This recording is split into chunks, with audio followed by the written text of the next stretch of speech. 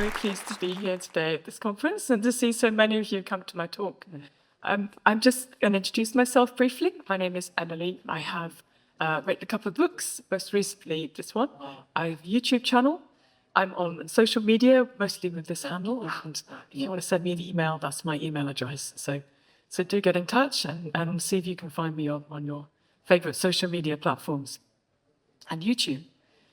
But let's maybe I should just get on to my topic here. So I want to talk about modern software development and the fact that actually it's very complex. The world we live in today, the kind of software we're building, you can't have one individual genius developer building the entire system by themselves. However genius you are, software is bigger than that today. It might have been true sometime like in the 70s or sometime, but today we need to build software with a team of people. We need lots of different people to collaborate with various competencies to bring together towards a shared goal and achieve something great. And this is one of the things I think Agile actually helped us to fix, making sure that we have teams that we organize development around long-lived teams that have clear goals and people that are assigned 100% to just one team. That wasn't always the case. Back in the 90s, you get like 20% on this project and 40% on that one. I think it's a much better situation now where mostly developers belong to a team. So this is one thing Agile has helped with. And Scrum Masters are the face of the Agile coach in many organizations. And this is useful to do, but the job of a Scrum Master, leading the Agile ceremonies, making sure we know what we're working on and how we're going to decide what to do next. And also helping that team to gel and build up that collaborative culture where we are able to collaborate towards the same goal. And this is good. So one of the things that a Scrum Master might institute is something like a big visible chart to help us to track our work so that we can all see what we're working on.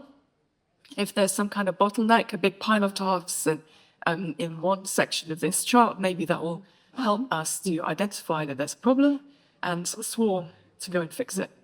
So I think Scrum and Scrum Masters and Agile coaches have helped us to make our work visible, to see our status, and to make it easier for us to help one another. So I said we don't need another Scrum Master. I'm just like, but I'm not saying we don't need Scrum Masters at all, but just that, they do useful things, but there's more to it than what the Scrum Masters can actually fix. What we need is not only collaborating on the level of tasks and breaking down tasks and working out which tasks people are working on. We need to be collaborating at the level of software design. When we're building a large and complex software system, a lot of the work is actually in the details of how we implement the code in those tasks, the level below tasks. What we're doing in our software development teams is software engineering. And I like this recent book from Dave Farley because I think he does a good job of outlining what modern software engineering is like today. And if you haven't heard of Dave Farley, he has also a YouTube channel. I'm a big fan. And he wrote this award-winning book, Continuous Delivery, which has been hugely influential in our industry. So I have a great deal of respect for Dave and his knowledge about software engineering. And that's this book that he's written recently, I think, has basically two main themes in it. That what we are doing in modern software engineering is managing complexity and optimizing for learning. He says we must become experts at learning and experts at managing complexity. We're in a complex world. We're building incredibly large and complex systems. And for this to work, we need both of these things. So just the optimize for learning part, because I'm not going to say so much more about that. This is about making sure that we are getting feedback that is valuable, that is about actually what's happening with our software. This is about making sure we can make small, frequent releases. We can observe how our software is being used. We can even talk to users and evaluate what an effect this is having in the world so that we can then iterate and produce a new version of our product. So it's all about learning and iterating faster than the competition.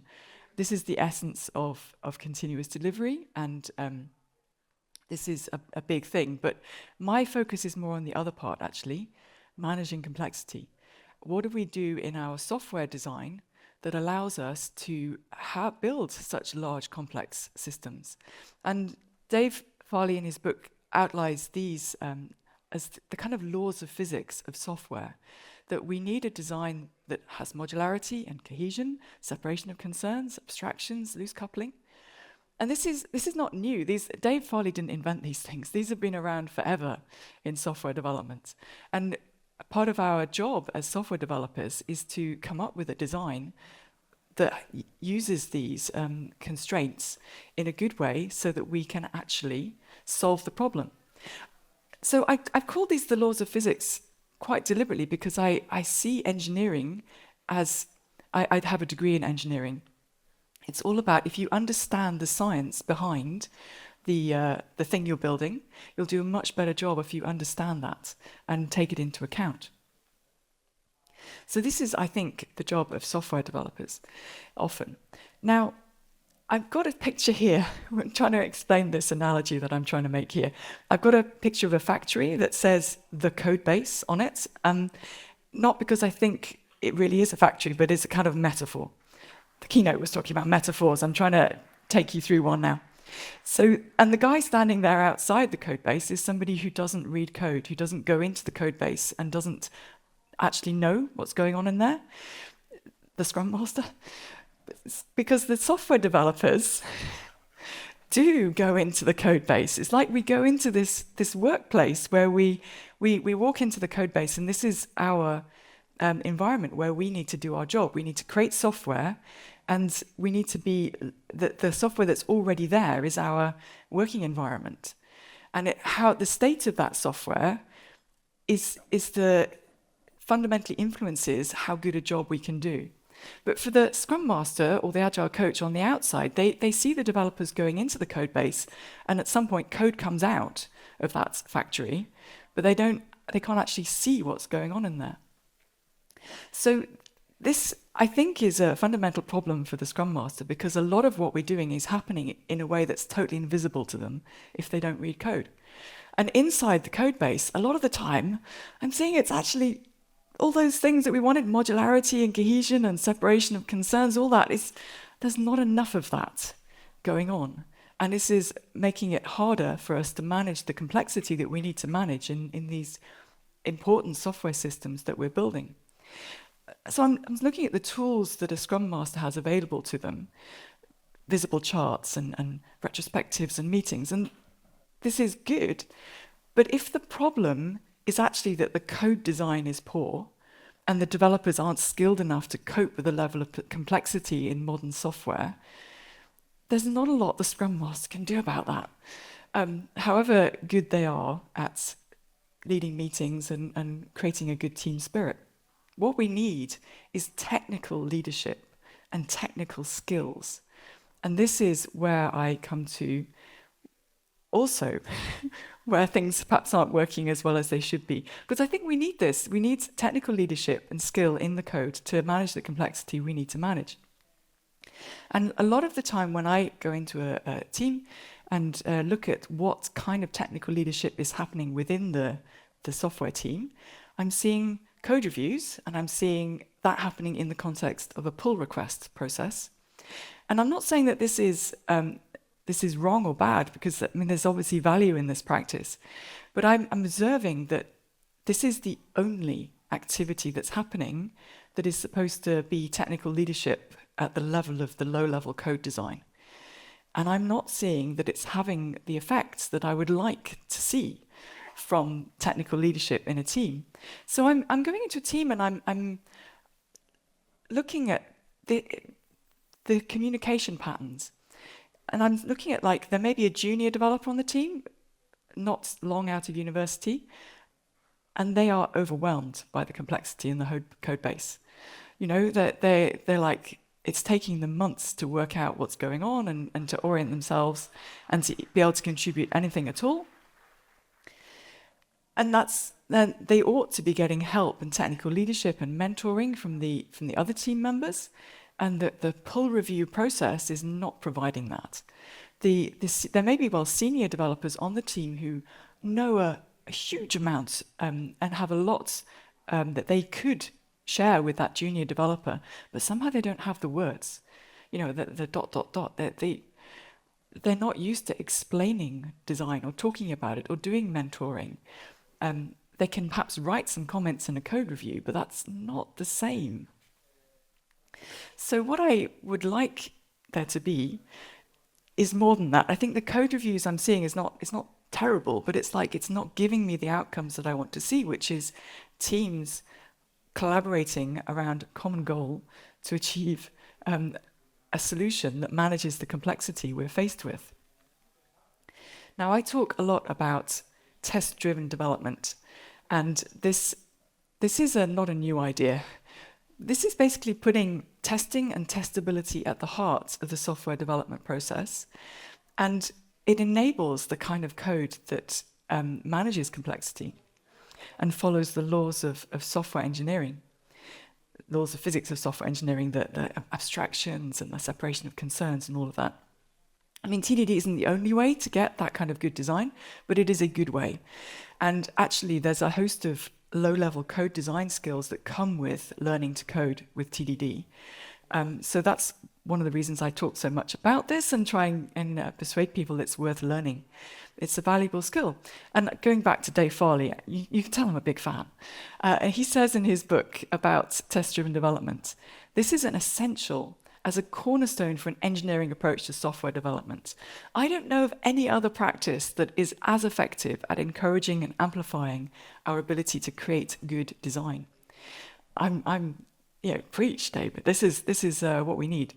We need to learn better software development skills.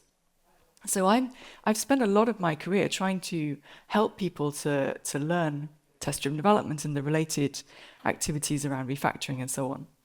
And so I find myself in the position of a kind of a teacher or a trainer. And if you look at the literature of how teachers talk about training, so this is the Bloom taxonomy. This is a very widespread approach in the world of teachers and universities and schools to understand how people learn.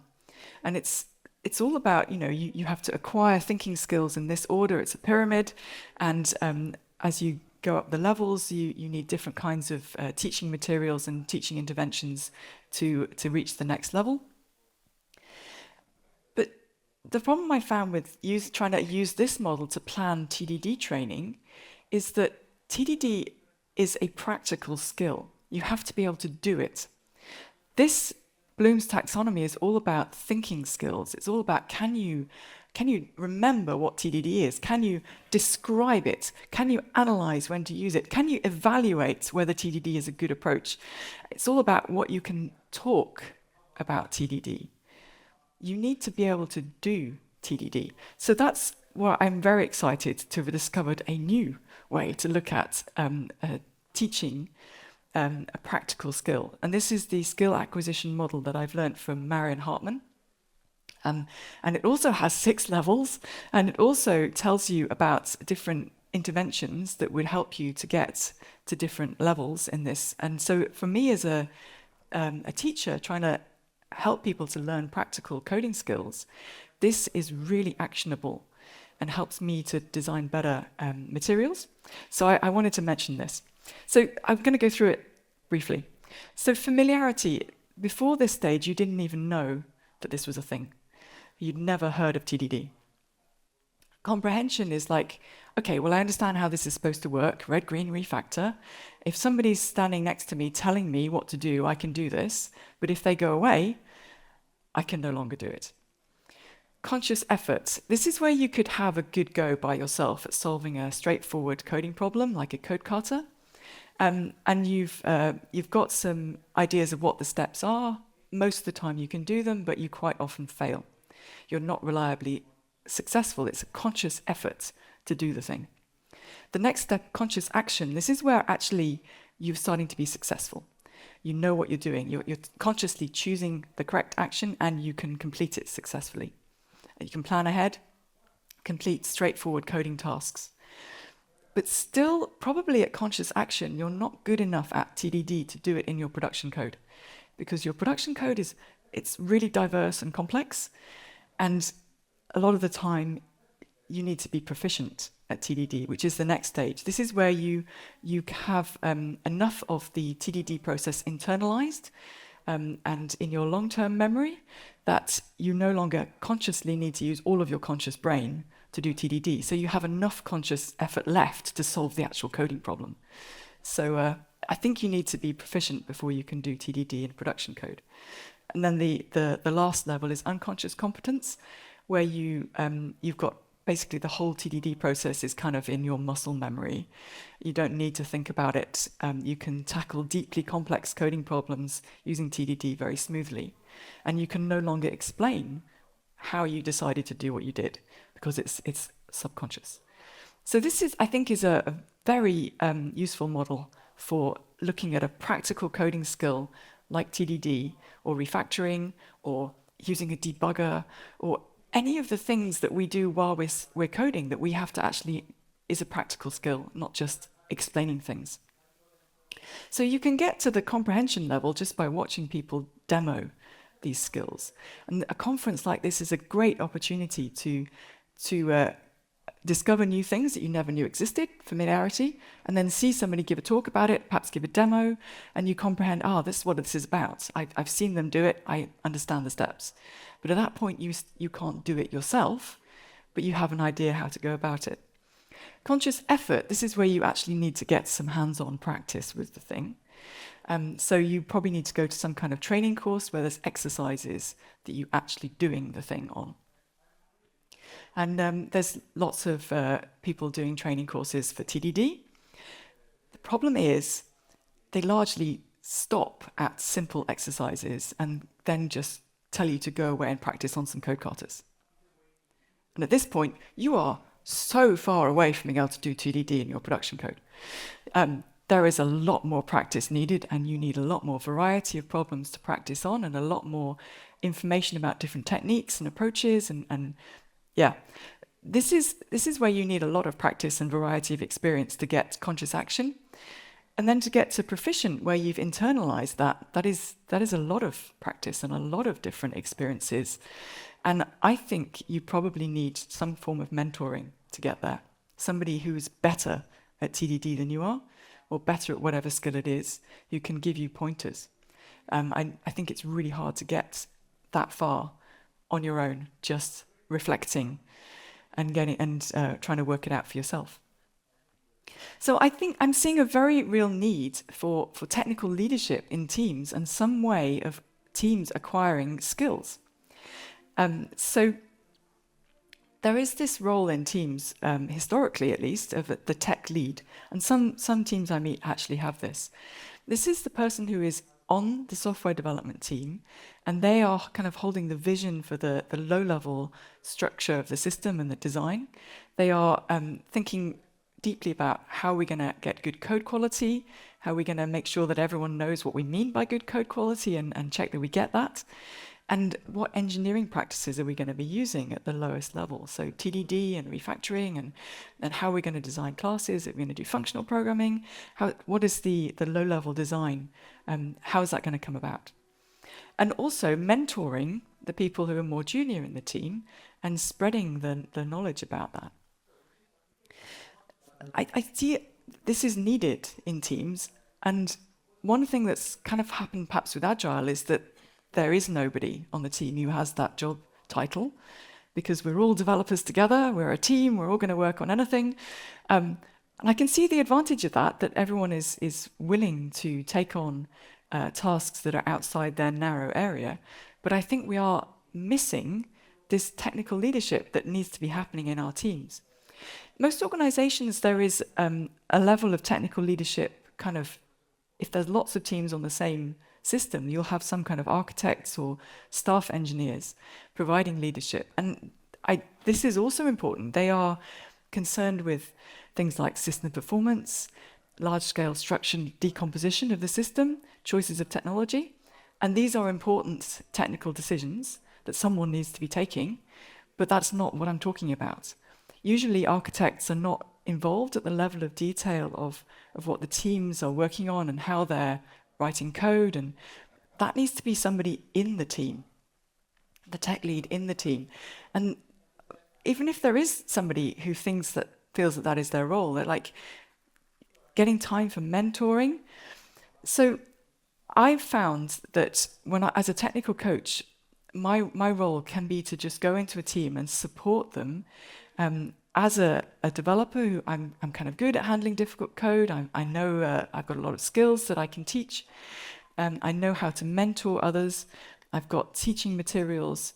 And if the technical lead on the team, or there isn't a technical lead, or they're not very experienced, they're not very supported in that role, I can come in and do some of that temporarily to lift up the team and hopefully get them to a place where they can manage without me.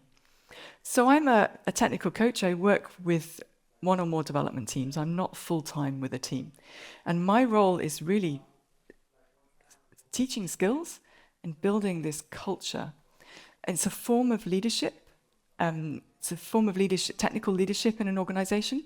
And this is the best way I know to change the way developers are writing code, to upskill, to affect how well we are designing the code, to manage the complexity in the system we're trying to build. Because my focus is very much on the people writing the code and how that code is being written.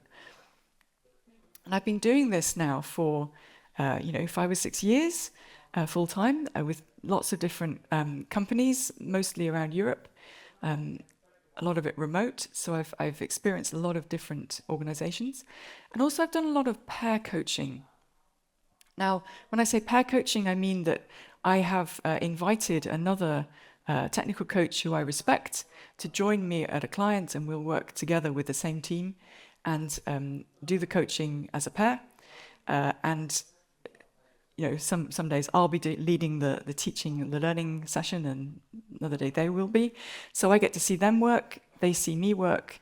We talk a lot about our experiences and how we're coaching. So I feel that that's allowed me to augment my experience of coaching a lot, just through working with a lot of different technical coaches from around the world with clients. So I think I've got a lot of experience of technical coaching and what works. So I took the opportunity to write that down in a book, came out a couple of years ago, and I named the particular style of technical coaching that I use Samman, because it's easier to Google if it's got a name. And then it's a Swedish word that means together. So that's where it comes from. Now, there are different ways to do technical coaching. This is my approach, and the two main parts of the Samman Method are learning hours and ensemble. So I want to talk more about that. But the basic point is that I think that in most teams, the challenges that I'm trying to address are a lack of skill, coding with coding and TDD, and there isn't a culture within the team of supporting one another in the coding. There's not mentoring and supporting going on at that level. So that's what I'm after. So the learning hours, this is a hands-on interactive team learning session using the latest brain-friendly teaching techniques inspired by Sharon Bowman. And I think these sessions are short. They are designed to be very much hands-on. We practice on Code Katas. These are some of my favorite Code Katas. They're on the Samman Coaching website. And we actually learn to get up that Hartman scale of skill acquisition. Of course, bad code exists. A lot of teams, I go in and I look at their code and I'm like, yeah, your design's got some issues. I think it's going to be quite hard to do TDD in your code base. Even me, with all my years of experience and looking at their design and thinking, yeah, there aren't really units here. This is going to be hard. So we also have refactoring katas, and we practice the coding skills you need to transform a design that lacks units into something that actually has some structure. So these are some of my favorite refactoring katas, which we also can practice in these learning hours and gain skills for handling legacy code. But even so, Code Katas are great for learning skills and getting up the first few steps of the Hartman skill acquisition. But they're so much easier than your production code. There's always there's this gap. It's like the freshly groomed piece against okay, that's looking a little bumpy and there's some people in the way. That's a bit more scary. And that's what happens. People have the learning hour, they do the code kata, they go back to their production code and they're like, yeah, maybe we won't do TDD here. So this is where the other part of the Samman method comes in. This is where we have ensemble. This is also known as mob programming or software teaming. I prefer the name ensemble. I think it's much more evocative of what happens here. We're working all together, the whole team, on the same computer in the production code, and we're going to write code together and build up this culture of mentoring one another, learning from one another, being able to talk about low-level design. And as the coach, I'm there as a mentor to encourage this kind of collaboration, and also to mentor them through if it gets tricky and they're trying to do TDD in a situation where they don't have the skill yet.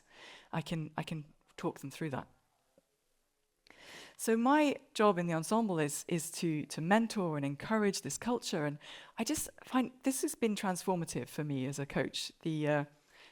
This forum for working with a whole team together, encouraging this communication and embedding new skills and ways of working in their production systems. So I'm very pleased with what I've been able to do recently with the Samman Method. I think this works, and I've seen positive impacts on teams that I've coached and ongoing improvements after I've left, and that I'm not the only person using the Samman Method now. So as I said, I pair coached with a lot of people. So we got together and formed a little not-for-profit organization, the Samman Technical Coaching Society. And it's got this mission now to help technical coaches everywhere and support them with resources and opportunities to meet other coaches, so that we can spread the goodness of this to more places. So you don't need to be a member to take advantage of our materials that are freely available on the website, and we have some free events you can join. So if you go on the website, you'll find like listings of code kata descriptions. You'll find walkthroughs of different learning hours that you could try out with your team. And you'll find that these events, particularly a monthly open space that anyone is welcome to join.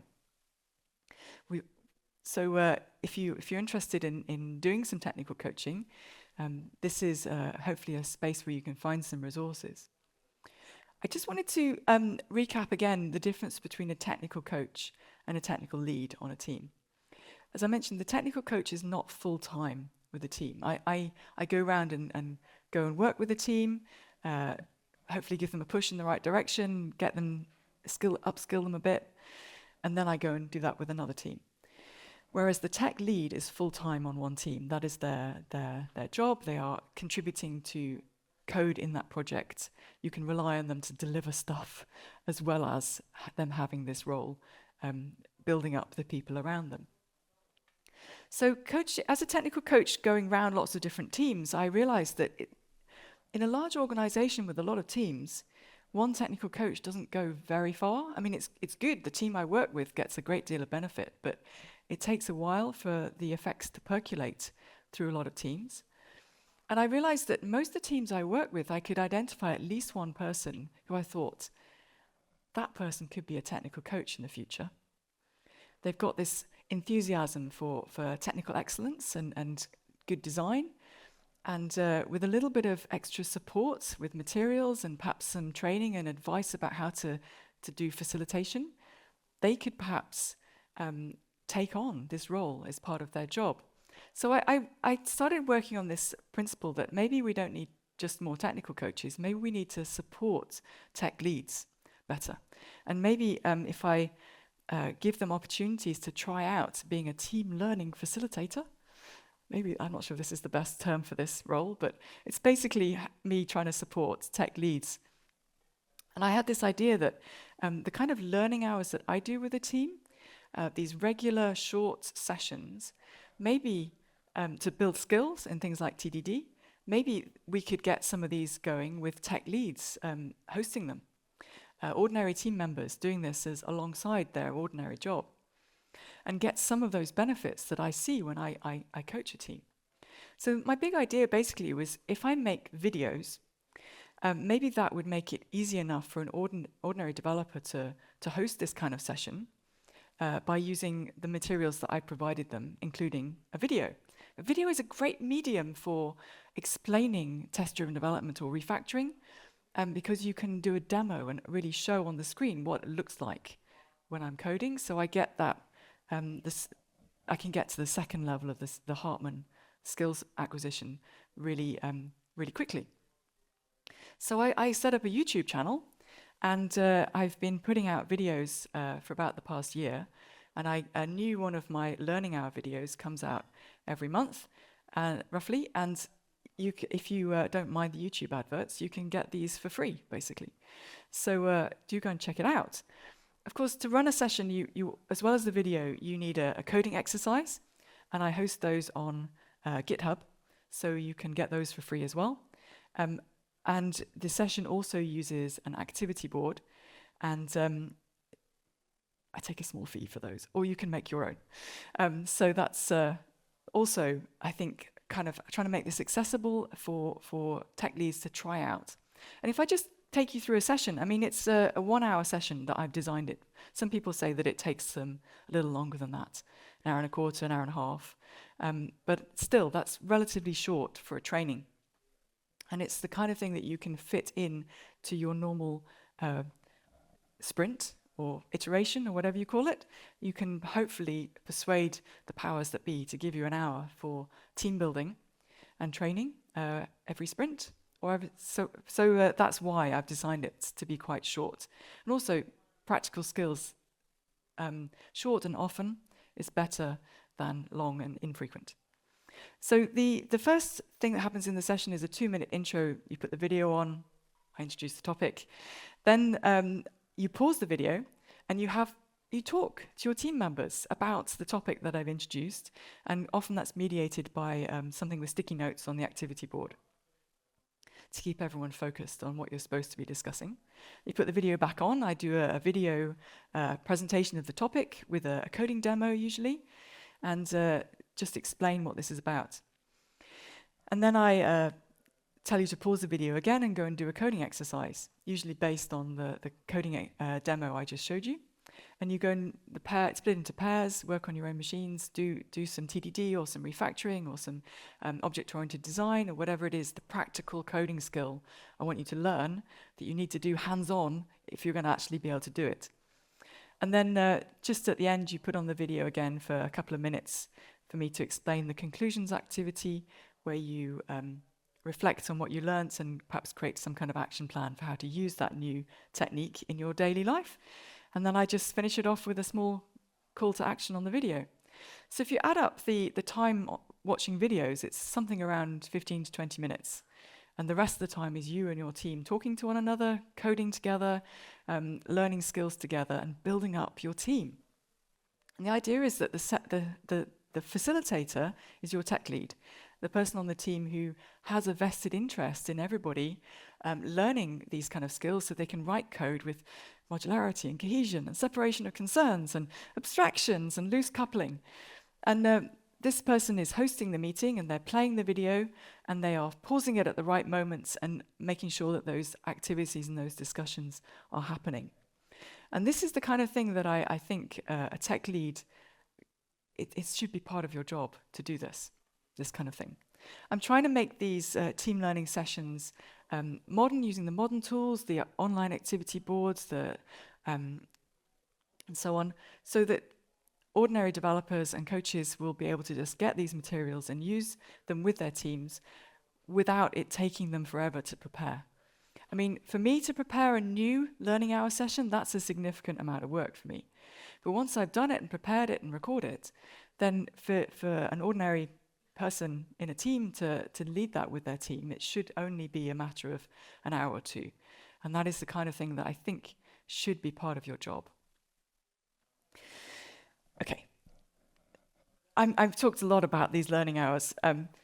And I think this is a great start and a great kick boost for your team and your skills and your help you to start establishing this culture.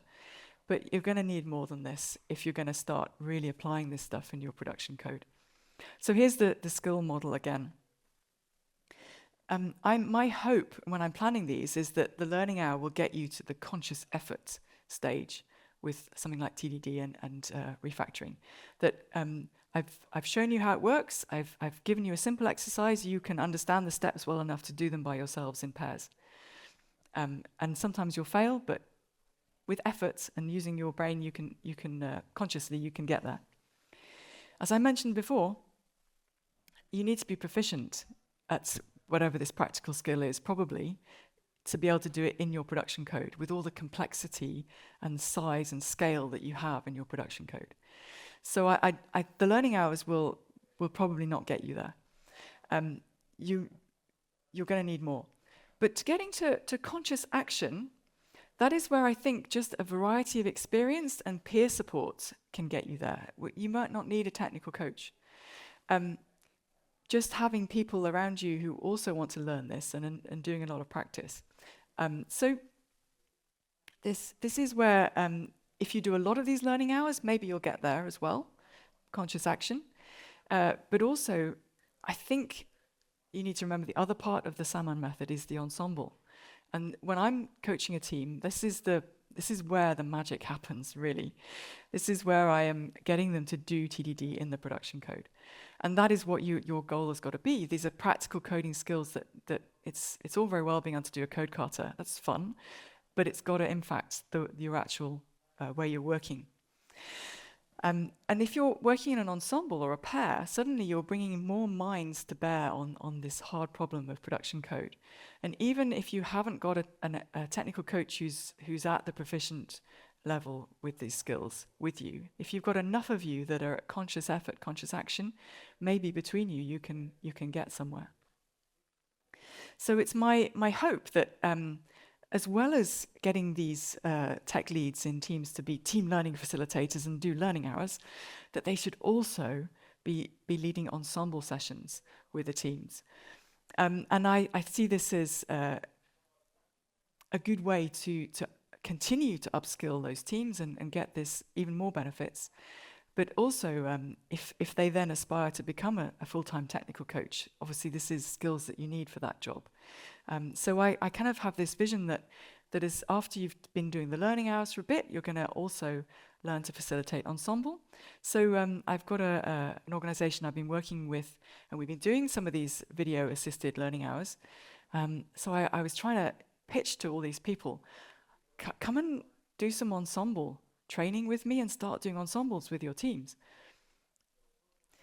And this is where I kind of hit a bit of a roadblock. Nobody signed up. This just hasn't happened yet. And I've been trying to dig why are these people who are quite happily leading learning hours and finding a lot of benefit in that, why are they just not connecting the dots and realizing that ensemble would be a logical next step that would help them? And I think it's a lot about lack of management understanding and management kind of not understanding how you can possibly be productive with a whole team in the same room. Coding together, I mean, and concerns that it's not productive. They don't want, and it's not the culture. We reward individuals. So anyway, I've got some issues with trying to persuade people that this would be a good thing to try. So I'm going to get back to you in a year or two when I've managed to work this out and get these people interested. But I feel certain that beyond learning hours, you do need ensemble. So we'll get there. Okay, so let me just summarize my entire talk on this is my last slide. Talking about I don't need another Scrum Master, get me a technical coach. Because software development is software engineering. We are managing complexity and we are optimizing for learning. And managing complexity happens a lot in the code.